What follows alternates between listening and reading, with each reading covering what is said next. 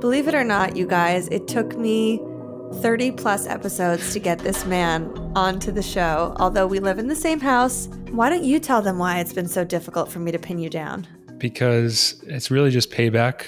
You played hard to get with me for a while back in high school. So this is just payback all these years later. I get it. You always save the best for not last, but somewhere in the middle. In all seriousness, I was so excited for you when you decided to launch this podcast. And I thought it would be doing a disservice to it to have me on super early, because there's obviously a lot of people, very interesting people that you could talk to. And I thought it would be helpful for you to start by talking to people that are not in your immediate family, and was always happy to, well, not happy to, but would be willing to come on at some point in the future and talk about whatever it is that you wanted to talk about. So yeah, I'm happy, I guess, to be here today. I personally think you are the most interesting guest I could bring onto the show. And I know my followers will be really excited to hear you here. You guys, I have so many different ideas of episodes I could do with this man, and so many topics that we could dive into and talk about together. I personally want to spread them out because I think they will be great episodes. I don't want to try to jam pack everything into one. However, he is hard to pin down because he doesn't love to be on camera. He doesn't love to be interviewed. It's just not in his nature, and I love this about him. I love that he supports me in everything I do, but that it's not who he is as a person. That said, he's always willing to jump in if I give him ample notice. And for this particular show, I feel I've been talking about this episode for weeks, and then this is like our last week of the summer before I maybe have a baby that I feel we have time to do this. I really wanted to get this done, and what I wanted to talk about in today's episode is our joint foray into parenthood together. I think we could do another episode about a number of topics. One that's coming to mind that we probably will do down the line is division of labor in our relationship and in parenting, but specifically for this episode, how we felt becoming parents for the first time together after having been together for 10 years. And let's go back to my pregnancy with Milo and sort of the way we felt about what was coming. What do you remember from that time? It's hard to fully put myself back in that position because it feels like so much has happened, and so much has happened in the 2+ years since. I don't know if we were naive, but I don't think that we had anywhere close to a complete picture of what life was going to be like as parents. I don't know that anybody does. I don't know that you can, but we each had a couple of friends who had kids already, so we had a little bit of insight from that. I had some older cousins who had kids, so we'd seen a little bit of it through that. We were incredibly excited. I felt like we were appropriately anxious, nervous, and we talked about it a lot. So I just remember that period of time being really exciting. I agree. We had no idea what was really coming. At least I, speaking for myself, really only thought through the positives and really only saw the positives, specifically when we would be around other people with kids and we would go spend a day with them or a weekend with them. It's hard to really pick up on the heaviness or the negative side of parenting from those joyous moments that we shared with them. And I think I thought that's what's coming for us 24/7 once this baby comes. I don't think I felt quite that way. I know that I definitely understood that our lives were going to change significantly in a way that wasn't always positive, or not in a way that wasn't positive, but just in a way that would challenge us. We talked about how we were, in a lot of ways, we're kind of homebodies, and we didn't think it would disrupt completely the way in which we lived our lives, like it would maybe two people who were more accustomed to going out more regularly and stuff like that. I think we felt like it would impact us probably less than it would others. And I still agree with that. I still think that because we're naturally, as you said, homebodies, more inclined to have a chill, low-key night rather than, we were never really interested in crazy drinking, drugs, partying, things that you really have to give up when you have a baby. But I just don't know I don't know, it's not a problem about us. It's not something that we were missing that everyone else that's having a baby kind of gets. I just think there's something about becoming a parent and how it actually feels to all of a sudden have the responsibilities of parenting that you just cannot wrap your brain around before it happens. And you can envision it, and you can, I envisioned many times you and me with the baby sitting with us and how cute that would be. I mean, I've been thinking about that since high school, but there's no way to know how it's actually going to feel and how you are going to feel looking at this creature. And even once they are here, every month and every week just feels like a different life, a different lifetime you're living. Yeah, remembering it now, I definitely had a sense that I wanted to make sure mentally I was in the best place I possibly could be going into the actual birth itself. I decided, as you probably remember, to talk to a therapist in the months leading up to it, just to talk through some stuff that was on my mind, specifically related to becoming a parent and wanting to ensure that I thought through things and just worked through a few things as much as I possibly could before my life was going to change in that way. One thing that we also talked at length about, I think I brought up a bunch, was ensuring that our lives didn't change completely and that we maintained our own identities individually and as a couple, and ensuring that Milo and any children that we had in the future were huge parts, very important parts of our collective life, but that we still had our own, we were still Michael and Lucie and all that we had before and all that was to be in the future. And it was more of an enhancement than a replacement of those identities. I harped on that a ton. And I think a lot of that came from just what's been instilled in me, or at least the conversations that I've had with my parents about the importance of that. And I'm sure we'll get to it, but it's interesting how that's developed, in reality since we've had Milo, because I don't think it's been exactly as I had expected or hoped. We will get to that. I do want to just go back to the pregnancy days. One thing I just remembered as I'm sitting here is that we worked with the doula, not even for our labor. She didn't even make it for the delivery because I dilated so quickly. But we worked with her in the weeks leading up to labor, probably 6 months before I gave birth, maybe 4 months before. And we had a weekly call with her at night on Zoom. And I think that was particularly helpful for you. You can speak to it a little bit more, but I felt like the stuff she had taught me, what to expect in the hospital, and things that I can do as I approach the delivery, those were all things that I knew about already because I had listened to so many podcasts, read so many books about pregnancy, and felt generally equipped. But I felt like from your standpoint, to your point of having gone to a therapist, I think that the doula was also really helpful at teaching you the ways that you could be involved in the labor and delivery, what you can expect as the partner. She gave you a few books to read about fatherhood. Do you remember that? I do.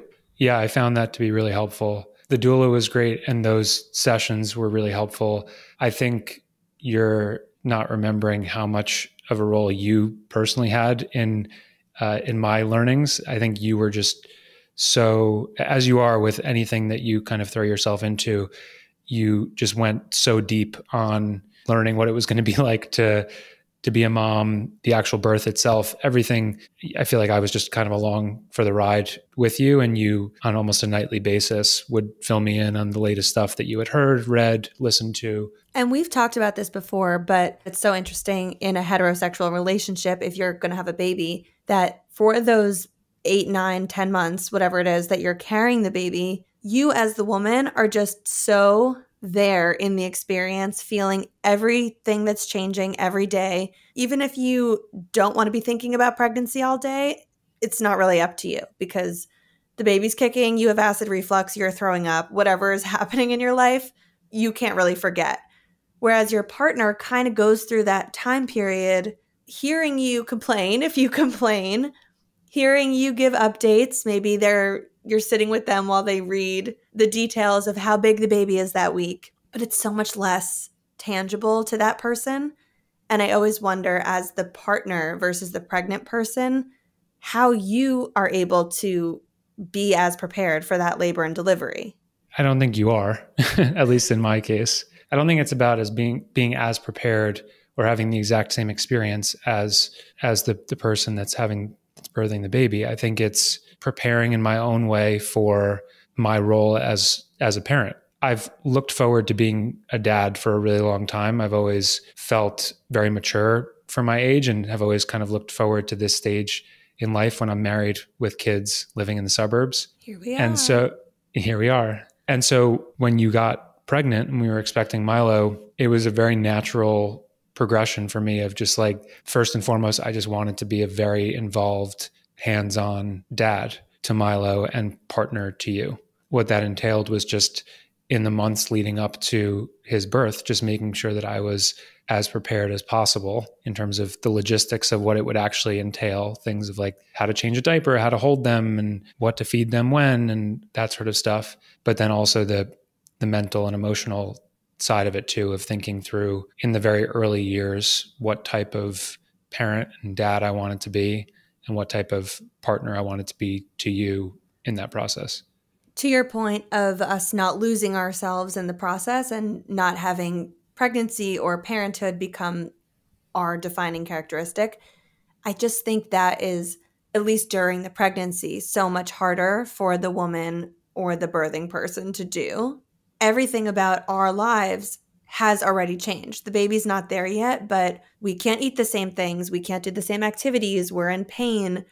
Our body's changing. And it's almost like I remember feeling in my first pregnancy, not so much this one because we sort of know what's coming out of it more this time, but the first pregnancy, I almost remember feeling like I was going crazy and like I was annoying you with the amount that I was asking you to touch my stomach and feel what I was feeling. Every single night, it's like I'm feeling these movements. I cannot believe what I am feeling inside of my abdomen, and I need your hand because I need someone to understand what I'm feeling. And I was very much, anyone who's around me, I was grabbing their hands and putting them on my stomach so that other people could understand. And especially with you, it's like, I don't know, you have this calming presence. So every time you touch my stomach, the children just stop moving altogether.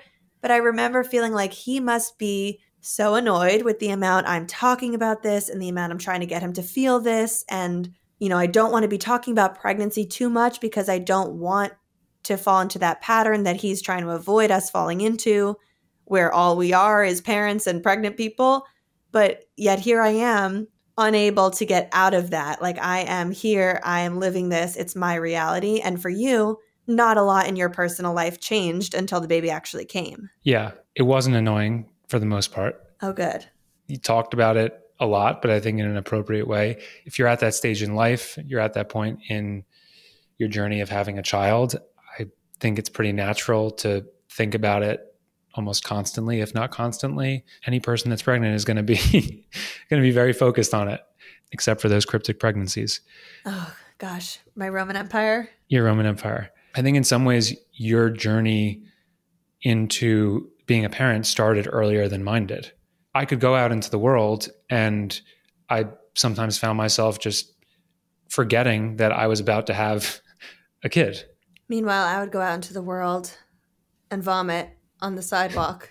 Do you remember those 2 early conversations we had with each sets of our parents separately, where we really laid down the boundaries and the rules and the things we did not want them to do and the things we wanted them to do? And do you remember that? I don't really, to be honest. You don't? No. Like if you had asked me if we had done that, I might have said yes, but I don't really remember that.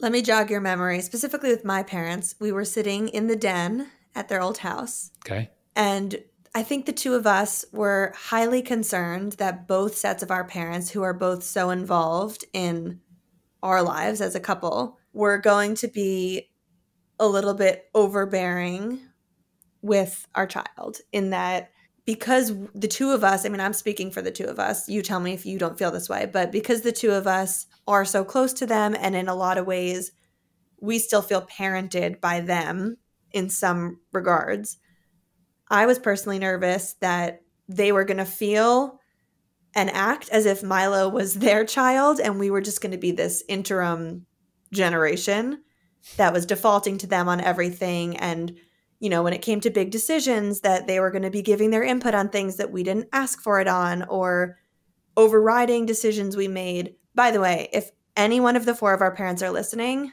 you've done a golden job and none of this has happened. But it could be because we had these conversations. So we sat them down. I remember with my parents, I sat them down and I said, we want to make sure that the two of you are this child's grandparent. We don't want you to be playing the role of parent in any way. And some examples I gave were, we're going to figure out his classes and activities and schooling and his pediatrician. I don't need my parents saying, oh, did you take Milo for his 1.5-year checkup? I will have ironed out the pediatrician and they will tell me when I need to come, and we are the parents and we will schedule those appointments. And I remember my mom saying something like, okay, so if his arm is falling off, you don't want me to say anything? You want me to just say, oh, hi, let's go play. I'm your grandma. And I was like, no, Mom, if his arm is hanging off, you can tell me that I should take him to the emergency room. But if it's any other scenario and his arm is still intact, don't give me, unsolicited advice. It's coming back to me now. I remember you and I definitely having conversations about this. Yeah, now I'm vaguely remembering having the conversations with our parents. And part of it, like you said, is we're just very close with our parents, and they're still in a beautiful way involved with our lives. And so, yeah, I think part of it for us was just ensuring that there was enough, appropriate, healthy separation between those roles. I think part of it too was coming off of the experiences that we had in COVID of living with them. It just made us further kind of closely tied to them. And then I think you and I came at it a little bit differently. For you, like you said, I think it was truly being a little bit concerned of like, are they going to be making decisions for him? And I never felt to that extent, or I never felt it in that way. I'm more so consistent with how I think I've been just in my life in general, was very intent on having what I deemed to be the appropriate level of independence, wanting to ensure that we were truly starting our own family, still incredibly close with our families, seeing them all the time, but that, yeah, we were in charge of the logistics and nobody else had to really worry about that. Now let's go back to the labor and delivery, because I feel like our time in the hospital that we spent was different, or felt different, from when we actually got home and dove into our lives with him. What do you remember about the hospital and feelings that we had immediately? The early stages when we were going to the hospital and when we got there that was surreal. I mean, we've been talking about this moment for such a long time, building up to it, and all of a sudden, you're feeling contractions and you're in some pretty significant pain, and so like, okay, we're doing it. Like, it seems like this is really happening. And so that part of it is surreal. Then we had a moment there where we thought that they were about to send us home, which thankfully didn't happen. Leading up to the birth itself was also surreal, but in a different way, just because it was pretty chaotic. We're experiencing this for the first time, and you can't possibly be prepared for what the actual birth is like. I mean, you obviously have so many more things to speak to than I did, because I was just there by your side versus actually, doing it. But that was wild. I don't know if how much of that you want to go into, but that was crazy. I mean, my vision of it is just, it was the middle of the night. So my memory of that is just a really dark room and then a bright light on me and just a lot of blood and iodine and liquid and just crazy, like football screaming, 10, 9, 8, crazy. Just really an out-of-body experience. Yeah. In a weird way, it brought me back to my days of playing sports competitively. Just in that it was like, okay, there's so much on the line. Like, this is happening right now. There's kind of like a team of doctors around who are problem solving, and you and I are involved in our own ways. And it's just like, you're in it and you've got so much adrenaline. I'm holding up one of your legs. Like, what the heck is happening? Like you said, there's blood everywhere. For me, I don't remember any of the darkness. I know it was the middle of the night, but I just picture the room being super, super bright, standing right next to you and just trying to help you in whatever way that I could. And just, I remember thinking like, wow, women are incredible. My wife is incredible. Having a few scared moments when there, his heart rate was elevated and doctor saying like, I don't really like this. Like we gotta get him out now and stuff like that. In the grand scheme of things, I think we had it pretty good. Like it sounds like people have much, much longer, more elaborate deliveries. And then he's born and he's put on your chest. And I'm a crier to begin with. Yeah, I don't really remember. I think I maybe lost it a little bit just seeing him for the first time, being like, oh my God, this is our son. Like we just created this human being. And it was just up to that point, probably the most beautiful moment of my life. Are you crying right now? Yeah, maybe a little bit. Oh, I love you so much. Love you too. You can edit this out. It's okay. And then in the hospital itself, let's fast forward a little bit. That was definitely different than once we got home. I think that was not completely blissful, but it felt certainly not easy. We were super tired, but maybe we were just still running on adrenaline.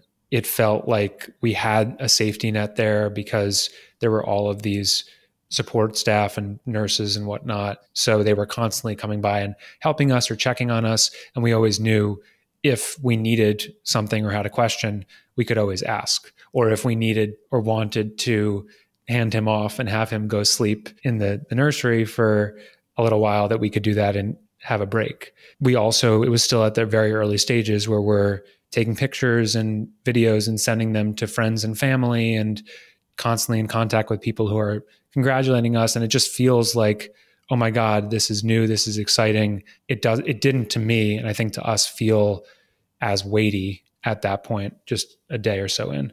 Yeah, I definitely remember the hospital experience feeling almost giddy. Like we were a little bit high. I don't even know the word, but I just feel like everything was funny and we were laughing, and we felt like we had the doctors there, the nurses there. We were just so excited with the anticipation of taking him home and having other people meet him. It just felt light to me in those moments, and it felt like, not like this is easy because we hadn't really done anything yet, but kind of just like, oh, this is so fun. And I know we're in the hospital, so of course my day and life is going to be different, and I just sort of succumbed to that in the hospital. But it wasn't really until we got home that it was all of a sudden like, whoa. I think one of the biggest things for me was that we had this apartment that you and I had been in for, I don't know, half a year already, just the two of us, maybe longer. Coming home to that same apartment with the baby, even though his nursery was all set up and for months we had been going in and out of there and, setting it up. Coming home with the baby, it's like your whole space turns into a different apartment. The vibe of it feels different. You use spaces differently. There are different pieces of furniture and different tools out. The kitchen became a total bottle pumping cleaning station. The living room became a place for bouncers and blankets and burp cloths. Our kitchen table became like a lounge zone for the DockATot. And then, of course, his room became an actual room. And we had our baby nurse come live with us for that first month. And so we had a new person move in with us. I completely agree with that. I think it was the apartment changed. There was just so much that felt different that I don't think we were prepared for. Once we got home, in the hospital, there were so many pure, beautiful moments that we had. Maybe it was partially because we were giddy, but it's, I'm remembering holding Milo in my arms and like rocking back and forth and kind of like dancing with him and just thinking like, this is so incredible. This is beautiful. I couldn't be happier. And there were a bunch of those moments in the hospital. And then once we got home, there were still so many of those moments. It's not like those went away, and it's not like the appreciation for the beauty of what had happened and that the stage that we were in went away at all. I still feel like it's grown every day since. It's more so that it's the other stuff that it came with. The volatility of I feel like our collective moods, or our collective mood, the most shocking thing to us was we still had these incredible moments with him. We still had these times where we kind of looked at each other and we were like, this is insane that this is our beautiful life now. But then we found ourselves sitting at the kitchen table as the sun was going down, crying and Hysterically crying. Yeah. And just, there's probably a lot of things that contributed to it. I think for me, the biggest thing was just the weight of the responsibility. I'm someone that I don't shy away from taking on big responsibilities. And I think of myself not as a selfish person. Like, I'm very happy to do things for others and be mindful of others. But I don't know. It was just, yeah, that hit me and us really hard. Some other things to keep in mind about that first time we came home that just made the experience a little darker or more stressful than it maybe would have been. First of all, there was a new COVID strain going around. So our family wanted to meet him. We wanted everyone to meet him. But it was like all of a sudden, after a long time of people kind of forgetting about COVID, all of a sudden it was back. On top of that, when we first got home, I remember with our baby nurse, like the moment she walked in, she was also really tired from another job because she came in really late at night. And she came in and it turned out that the bed that we had gotten for her to put in Milo's nursery was not suitable. And so we had to have this like mad dash to find a new bed for her, which our brother-in-law, Eric, pulled through, went to IKEA and Red Hook and brought this bed over. And his first time coming over to meet Milo was like assembling this bed. And then on top of it, it was November. And so the sun was going down inordinately early. And it was getting so dark and depressing, which I already don't like that time of year. But then to add your whole world changing to that, it just felt dark. Like I wanted the sun to be up longer and I wanted the day to be longer. I personally remember like the day or two before I went into labor, just kind of sitting at our counter doing work on my laptop. You know, I was really pregnant, but I was like doing work, taking phone calls, running out to the coffee shop to meet my friend, having a normal life. And then the moment we brought him home for a whole handful of reasons, namely being postpartum, having just had a vaginal delivery, the hormones, not wanting to leave him because I was on this pumping schedule, all these reasons caused me to feel like in just 48 hours, my life flipped on its head. The first couple days, it's like, okay, here we are, he's going to grow. But you really are kind of in that rhythm with a newborn for months and months and months. I mean, and if not months, definitely the first few weeks, it's like, this again? Like, I'm waking up again. I'm here again. I'm still leaking from my chest. And there's just so many things that felt heavy. And I remember feeling extremely sad about the life that I had had 2 days before that was just felt like it was gone and I was never going to see a glimpse of again. I remember saying, I just love going to the coffee shop with my friend. I will never be able to leave my house and just go get coffee again because I can't. I have this baby now. And I know, you know, I'm so happy to say that's just not true. I know that now. But I think that like catastrophizing is what overcame me. It's also easy for that to happen, or easier for that to happen when you're sleep deprived. And I think for you, sleep has always been such a big thing. Number one. And yeah, number one, above all else, sleep. So that was a big change for you. Obviously, you knew going into it that, you know, your sleep was going to be significantly impacted. But I think that was tough for you. And I mean, in the same way it was for me. But I think I know I can operate better or more regularly on less sleep than you can.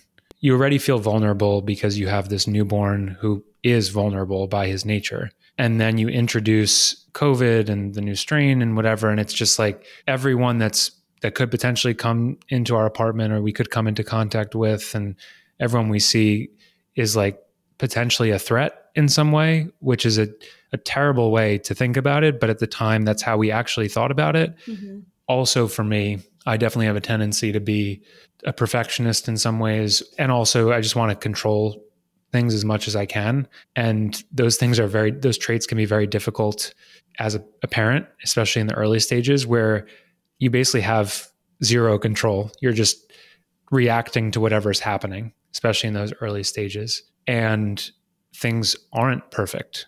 You just have to accept that. It's also easy to feel really homebound or like locked in your home in those early days because I mean, I'm speaking for us. I don't know about other couples, but I know we were very uncertain about how to use tools like the car seat stroller and the carrier and even just like the regular stroller felt like, is he in the right attachment? Does he have the right amount of layers on for the winter? And just the thought of getting in the car and driving to visit grandparents somewhere felt like such a big feat. You and I used to take a lot of nighttime walks. We would, finish dinner and then just go walk around the neighborhood, go get ice cream, even in the cold, even in the winter, specifically once the baby nurse left. So after the first 4 weeks, we could not leave anymore. It was like every night you're on this schedule, you put the baby to bed, and then you guys are stuck inside. And so I remember you went on a couple solo walks.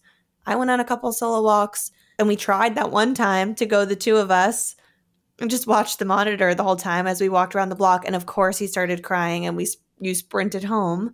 But it really felt like we're kind of caged in. Yeah, I don't remember feeling as much in the way that you just described of not being sure of how to use certain things, or I think the way I would characterize it is it just felt like a big endeavor to take him in the car and go pack up and go to see your parents in the suburbs. Like it felt like a lot.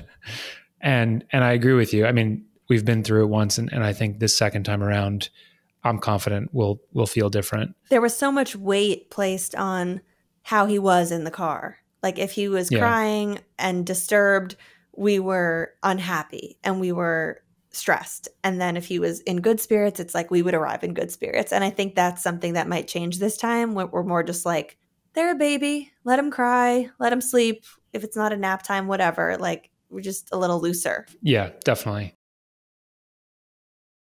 If you're always craving fresh home-cooked meals with farm-fresh produce and organic meats, but the cooking and the actual preparing is what is tripping you up, it's time to try out Green Chef, the first certified organic meal kit company. Every week, you can choose from over 35 customizable recipe options. They have options for gluten-free diets, dairy-free, vegan, vegetarian. They send you every single little thing that you need to make the meal, plus a really nice printout of the recipe, step by step, making it so easy with pictures. A lot of the food takes only 25 minutes or less to prep. Whenever I share photos of these final meals on my Instagram, I get so many recipe request questions from you guys. So now for a limited time, new Green Chef subscribers can also get 50 free credits that they can use at ClassPass, which is about a month's worth of membership. When it comes to health, food is just one piece of this way bigger puzzle. So I personally love when two amazing companies partner up like this to help their customers achieve a more well-rounded approach to health. So go to greenchef.com/realstuffclass for 50% off your first box and 50 free credits with ClassPass. That's code realstuffclass, and it's at greenchef.com/realstuffclass, and it will get you 50% off your first box and 50 free ClassPass credits. I want to get into some differences of how we each are with Milo. And, the first thing that's coming to mind is despite having carried him, despite having nursed him, despite being his mom, and everyone told me boys are like mama's boys, I think we got a daddy's boy. And not just a daddy's boy, but like a real boy's boy who almost every time he meets a couple gravitates towards the male. Both of our sets of grandparents, he's got like a special thing with the men, and all the uncles he's got special relationship with. And we noticed early on that he was kind of going through a stage of being attached to you. And a lot of people told me, he's going to fluctuate. He's going to go through different stages. And he has, in a way, like my parents always tell me, and your parents tell me, that when they're with him and he's asking about us, he often is asking like, I want mommy. Or if he gets hurt, he'll be calling for mommy. But you are the one who he just needs around more often. And I want to know how that feels. It feels mostly great and sometimes terrible. I wouldn't ask for anything different for me personally. I would love sometimes if it'd be great if it were more balance, just because I know there's certain things that you would love, just like him to kind of just like relax and snuggle into you a little bit more than he does. Just and to also give people a little bit of color into our night, every night, Michael will be changing him at the changing station, putting him in his sleep sack, and I'll be sitting on the chair, and I'll be like, okay, Milo, time to read. And he'll look at me and say, Mommy, get out of there. I want to read with Daddy. And just every night he really only likes reading with me when you are not home. Yeah. And by the way, I'm not offended by any of this. I like really fully, deeply am not offended by it. And I'm so happy with the relationship you two have. I just feel like it must be hard on you at times, as, in addition to it being beautiful and probably lovely. There have been a lot of times when you have felt like you can't catch a break and you can't leave the situation to go do something for yourself because he's going to be inconsolable. Yeah, there have been specific times where that has actually happened, where there have been a couple times where I just needed a break and I left. And I remember one time in particular, I think we were still living in the city. I left and went for a walk just because I needed to like clear my head and get some separation. And I feel like I came back 20 minutes later and you were just like, he literally was bawling the entire time, just yelling like, I need Daddy. Where's Daddy? Yeah, there's stuff like that where that feels overwhelming, to the point we talked about earlier of maintaining your own identity and creating healthy separation and prioritizing yourself, as a person when you can. Those moments make it feel to me like I am just not able to do that in the way that I would like to. And that's part of being a parent. That's okay. It doesn't mean that it's not challenging, because it is. And mentally it's tough at times, but the positives by far outweigh the negatives. I knew that I would have an incredible relationship with Milo and with my children. I've never viewed it as like I'm like his person or anything like that. I don't even know how to frame it, but like to me, it's you and I are equal in his eyes. It just takes different forms.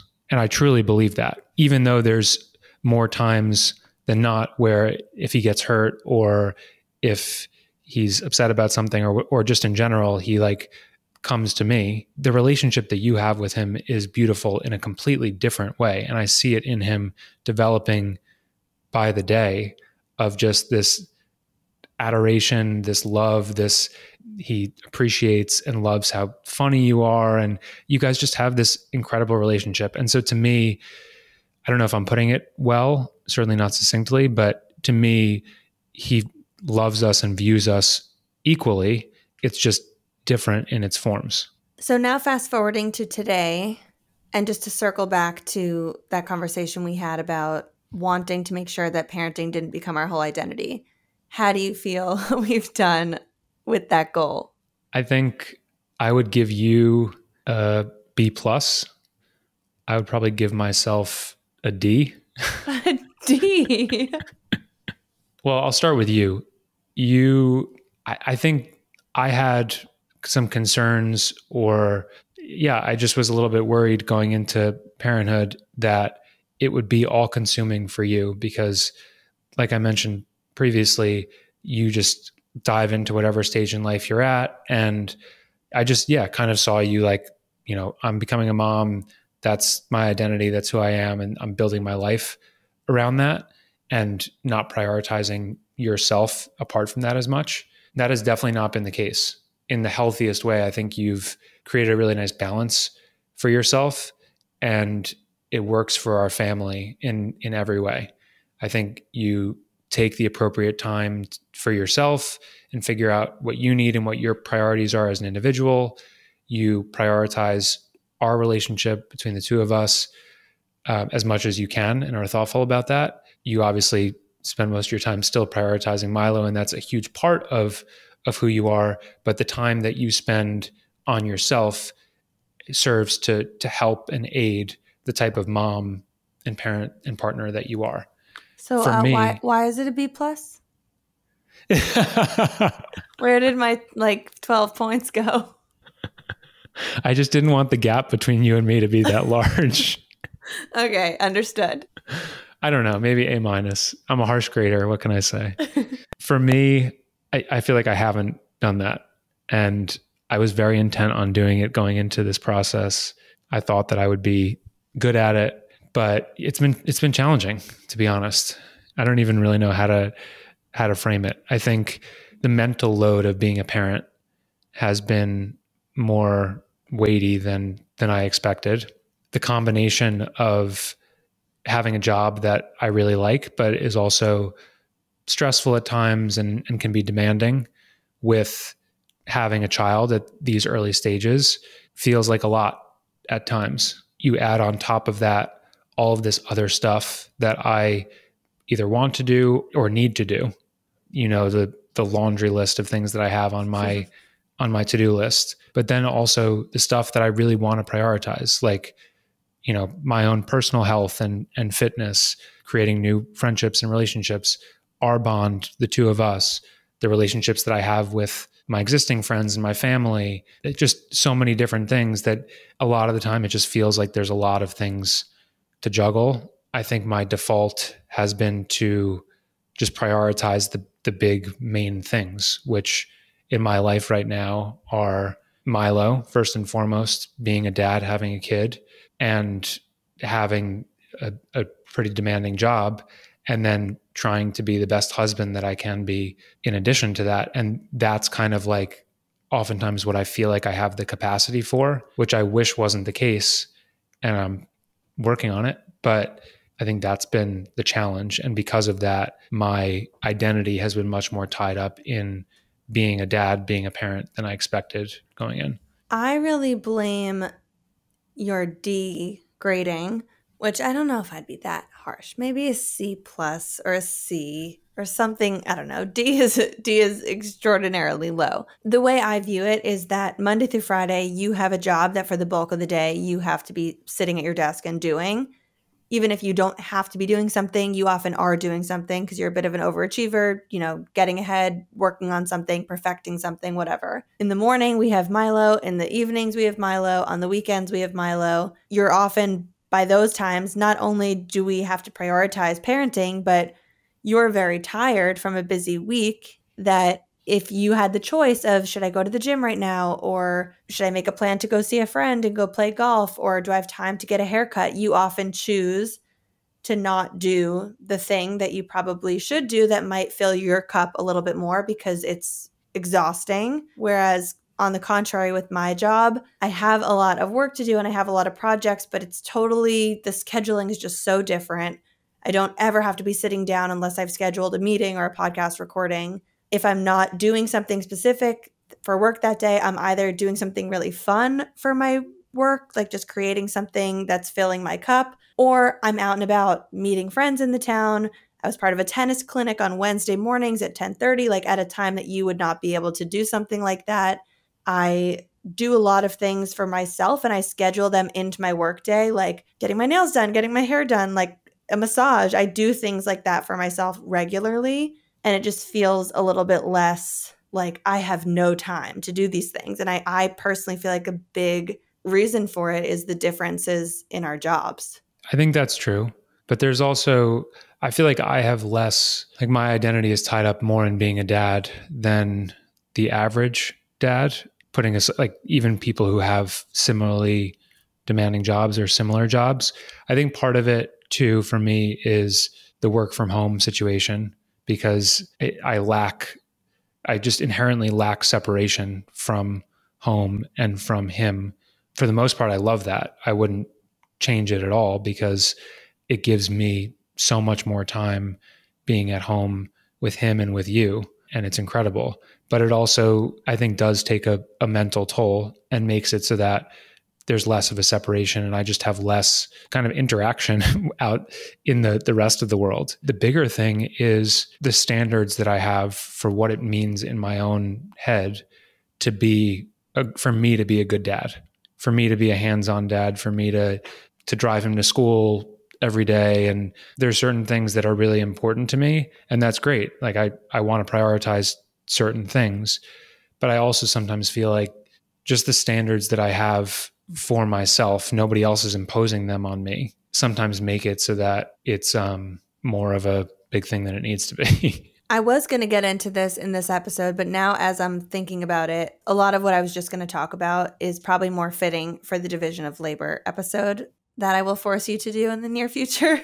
The point I'm thinking of is how I met this group of mom friends early on and how life-changing that was for me to join this New York City mom group. And I think you remember, like, the day I met them, I came home just on cloud nine, buzzing.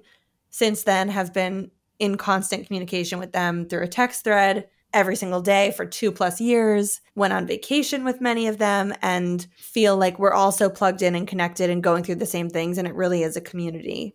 And noticing that you have friends that are dads, but you guys don't sit there all day and talk about parenting and talk about what it's like to be a dad. And as you said, you approach fatherhood a little differently from a lot of these other dads in our communities. And I just think that ties into the division of labor conversation, because to me, it really is a testament to how we have divided the parenting tasks and parenting duty pretty equally in our relationship, which is maybe unlike a lot of the other dads around you, which can maybe further make you feel isolated or like you are the only dad around you that doesn't have time for these things. Whereas the other dads in those free pockets of time might be out playing golf or going on a guy's trip. That's just not in your nature to do.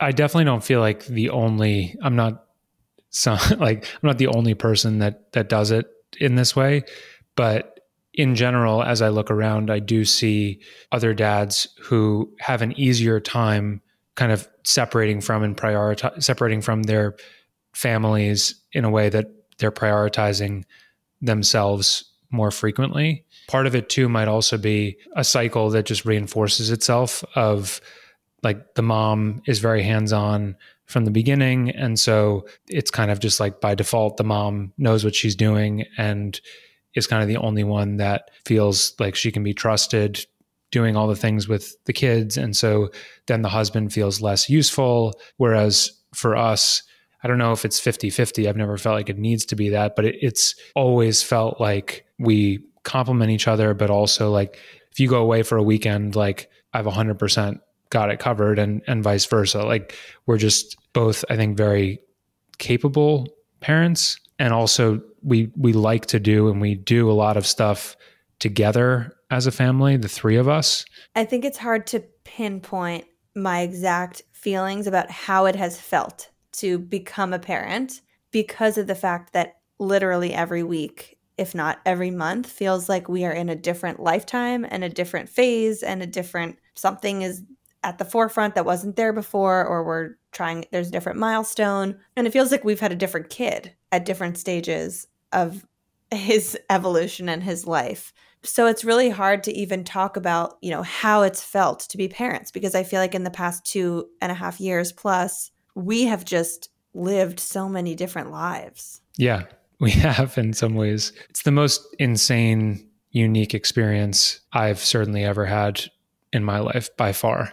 Just to wake up every morning and see him and know, like, the two of us, me and you, Lucie, like, these two people that love each other more than anything, got together, decided we wanted to be together. We're together for a really long time, and then decided, okay, we're ready to have a child, and we created this thing. Like, it's crazy, and it's still very surreal to me.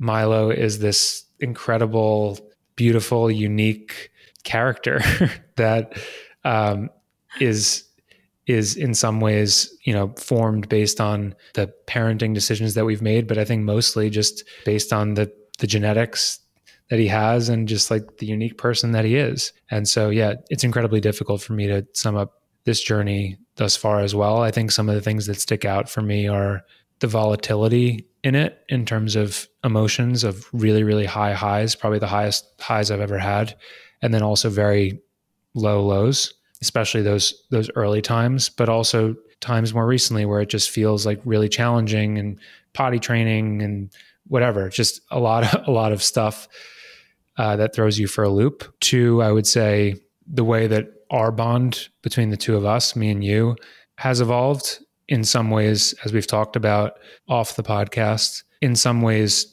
for the worse, just because we have less time to connect and the way that we connect is different, but in a lot of ways for the better, because I think we've always been good communicators, but we are so much better at communicating to each other now. I feel like sometimes we can read each other's minds at this point.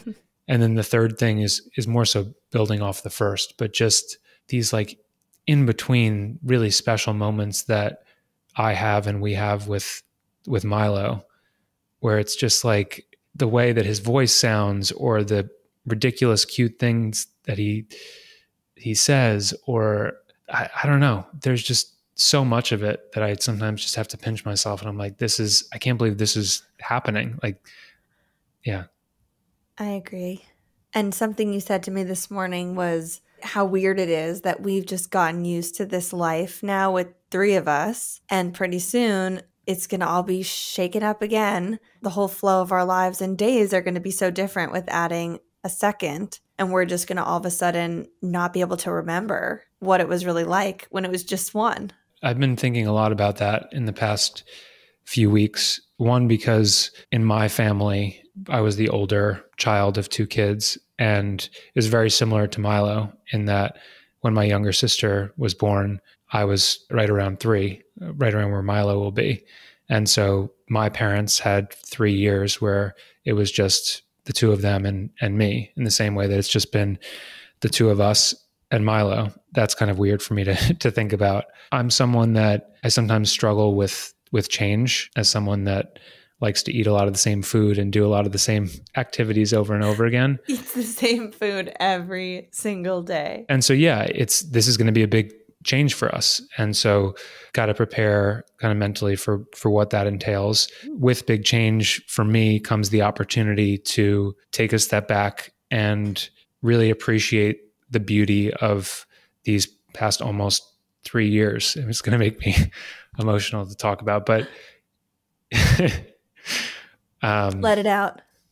Life, I'm sure I'll learn a lot more, hopefully in the many decades to come. But what I've felt more and more over the last few years is that life is an amalgamation of different phases, and things are constantly changing and constantly evolving. And so what I've been thinking about recently is just mostly being grateful for what this period in our life has been, and mourning the loss of that in some way, but trying to focus on the gratitude for these past few years of the birth of Milo and the birth of our collective family in that way, looking ahead to that continuing to evolve and change in an amazing way. Because even though it is the end of this phase, it's the start of the phase of what we both collectively agree will be the full extent of our family. Will be a family of 4. The birth of our daughter will bring so much joy and new life to our family in so many ways. And just to cap off this conversation, I just want to share a recent way I've been feeling. And I think you maybe got a glimpse of it when this past Sunday night we took Milo to get his hair cut, which he finally got after rejecting it the last time we went. And then we went to pick up tacos, and then the 3 of us went to the beach with our ice cream. And we were just sitting there, our little life on the beach. And I looked at you and I was just like, this is the best ever. This is just the best life ever. And I've been feeling and thinking recently, I genuinely believe I've always been a pretty happy person. I think at every stage of my life, would say that I was happy and that things were going well. But just more recently, I have been feeling so just elated with life. I've been feeling like extremely grateful for everything we have, extremely present and grounded in the everyday moments, really in love with the tasks that come along with having a kid and being a mom and being your wife and just being in this town. I am obsessed with our house. I'm obsessed with the town we chose. I'm obsessed with living near the beach.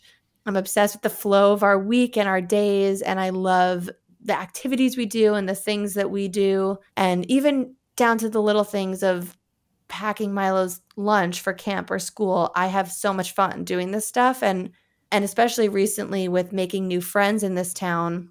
And now really feeling like we have this great community around us and we have a lot of friends and we have a lot of people. Our lives just feel so full. I didn't think of it this way before, but I almost feel like we have gotten over, I'm sure there will be more hurdles in our lives to come, but I feel like we've gotten over a big hurdle of finding the town that our family's going to settle in, starting that family and establishing friends in the town and just kind of getting our lives started. And we've gotten past that part, which was a big energy exertion and like a big thing to have done. And now it's almost like I feel like for the next phase of our lives, while our kids are going through the school system here, we can just enjoy the fruits of that labor and like enjoy these relationships, watch them unfold, watch the kids grow. I feel kind of overjoyed and so excited to welcome this baby, and also so much more prepared mentally for what is about to come, that I do think it's going to be an easier transition than going from 0 to 1, but obviously who knows? And I'm just in love with you and our life. Well, I'm in love with you too. And I'm really glad to hear that you're happy. That makes me happy. I think for me, I feel most of those things right now, but it's more so that I also expect that having baby number 2 will throw a wrench in some of that, just because we'll be inevitably thrown back into some of the sleep stuff and just a lot of the early stuff that comes with having a kid. I am fully confident and very hopeful that it will be different than the first time around and easier in a lot of ways. Yeah, I kind of look ahead a few years when our daughter is Milo's age, let's say, and we have 2 kids that are like 2+ or 3+. That to me feels like more of a stage where like, okay, we're very settled here. We no longer have these like, very, very, very young kids, and feeling just like things are maybe a little bit more manageable or easier. But I'm very glad you're happy, and I don't want to take any of that away from you. I remember telling you early on when I first got pregnant that I was so excited for the newborn stage and the baby stage, but that I had really no interest in having like a kid, like a kid that was 5 and up. And ever since having Milo, I just feel the exact opposite, where the newborn stage is cute and cuddly and fun, but every single day that he grows, I'm enjoying it more and more. And I frequently see kids out and about with parents that are like 13 or 14. And I'm just, not trying to wish the time away, but I am very excited now to have a teenage kid or just an older kid who's with us and talking to us like an adult and asking us questions. And I don't know, everything up ahead is exciting. And I'm just so grateful to be doing it with you. You too. Absolutely. One of the last things I'll add is that I think you have a much easier time both just being in the moment and not focusing on how fleeting each moment is. It's just the nature of our personalities, but this is also part of why being a parent has become more of my identity than I expected it to be, is because I find myself focusing on or thinking about how like I wish I could pause time. And there's certain moments where I wish the time would go faster, but there's a lot of moments where I just am so happy and content. And if I could, I would choose to pause time in those moments. And it's tough. That's one thing for me as a parent that's been tough to grapple with, is just seeing Milo grow each day and over time. It's so beautiful. And in a lot of ways, I want him to grow, and it makes me so happy, but it's bittersweet, and you just wish you could hold on to what it is, but you can't do that in life. So you just got to go with it. Amen. Speaking of amen, are you ready to go watch Dallas Cowboys cheerleaders? Let's do it. While I have you here, just to your audience, if you could do me one favor and give this specific podcast episode very negative reviews so that I'm never asked back again, that would be great. All the other episodes give glowing reviews, but this one in particular, very, very negative. In addition to that, Lucie, as you know, as sometimes happens, I often will turn to you and tell you something that is very heartfelt. And especially since you started the podcast, you will look back at me and be like, well, can you say that again on the podcast? Or can you, I don't know, it'll just like either come out on the podcast or come out in an Instagram comment or something like that. One example of that is some of the stuff that I've just said to you that I genuinely feel about your podcast. This is not a plug or anything like that. All that to say, I am such a huge fan of this podcast, obviously of everything you do. Even if it was terrible, I would support you 100% as my wife, but it is incredible. I'm a huge podcast listener in general, listen to so many different ones. And this immediately became undoubtedly my favorite. I think the nature of the conversations that you have is incredibly unique. And for the people that know you, so true to who you are. You've been able to create something very quickly that is uniquely Lucie. And it's been really cool to see just how you've been able to get people to open up.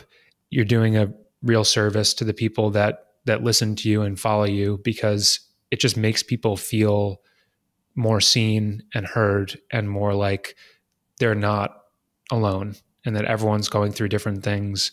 And I think as someone that keeps a lot of things private and close to the vest, I think it's so amazing to hear other people's stories and both like the positives and negatives. So go Lucie. Wow. Thank you so much. I really appreciate that. You did say that to me in private, so thank you for restating it in public. And all I can say is I think you are going to be sorely disappointed, because the reviews and the comments on this episode are just going to love you. People are going to want you back, whether you want to be here or not. So get ready for round 2. I will give you ample time. I will give you ample warning, but I can tell you right now, the reviews will not be negative. I don't believe that, because you didn't give me ample time and or warning this time around. But here we are. If I'm requested back, your fill-in can be Novak Djokovic. You can deal with it that way. By the way, I did show Milo Novak the other day, and I said, "Who is that?" And he said, "I don't know. Who is that?" And I said, "Does it look like someone you know?" And he said, "Mommy, tell me, who is it?" And I said, "Does it look like Daddy?" And he said, "No." So I don't know. I think he might be out of the Novak phase, but I still see it. I think the difference is now that he's old enough, he's seen me play tennis. And so even though I can play a little tennis, I think he knows Daddy's not quite at that level. All right. Well, I love you. Thank you for coming on. I'm going to end this recording, run upstairs, because yes, we are in the same house, just 2 separate rooms. Come give you a big hug, and then let's go shower, let's brush our teeth, and let's get in bed, and let's watch our show. Let's do it. Love you, Lou.